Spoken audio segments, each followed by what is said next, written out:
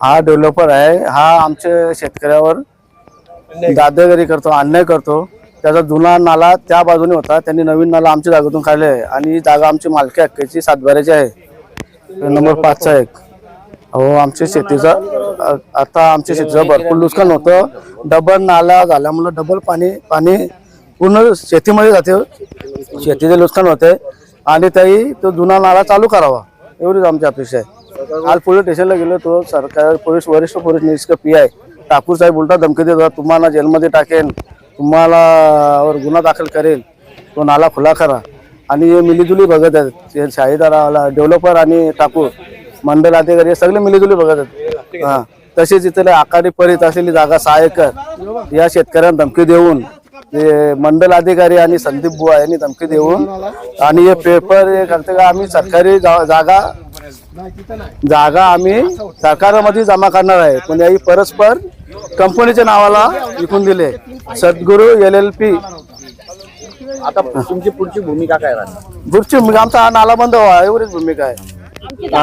हा शेतजमिनीचे आणि परत यांच्या दोघांपासून ठाकूर वरिष्ठ पोलीस स्टेशन हे आणि शाहीदारा कमळापूर यांच्या दोघांपासून माझ्या जीवाला धोका आहे।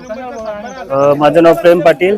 तर विषय असा आहे की साई डेव्हलपर्स म्हणून इथे जो जुना नाला नव्हता तिथे नवीन नाला काढण्यात आलेला आहे आणि जो नवीन जुना नाला होता तिथून काही पाणी सोडत नाही, याच्याने आमच्या शेतकऱ्यांचं खूप नुकसान झालेलं आहे। तरी मी त्यांना रिक्वेस्ट करतो की त्यांनी जो जुना नाला होता तो चालू करावा आणि शेतकऱ्यांचं नुकसान नाही याची त्यांनी दक्षता घ्यावी।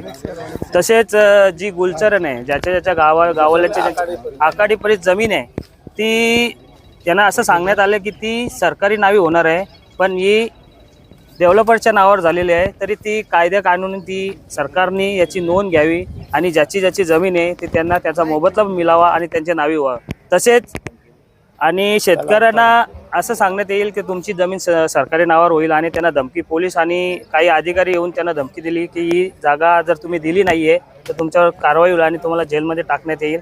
तसेच गावचा एक विषय आहे आमचा, जो डेव्हलपर्सनी जो रस्ता आहे तिथून क्रॉस करायला जरा पब्लिकला त्रास होतोय, तर त्याची जरा ग्रामपंचायतवाल्यांना पण मी विनंती करतो। आणि तसेच आमचा जो तळ्याचा भाग आहे त्याच्यामध्ये पण सांडपाणी खूप पद्धतीने साई डेव्हलपर्सवाल्यांनी पाणी सोडलेलं आहे, त्याची पण दक्षता घ्यावी।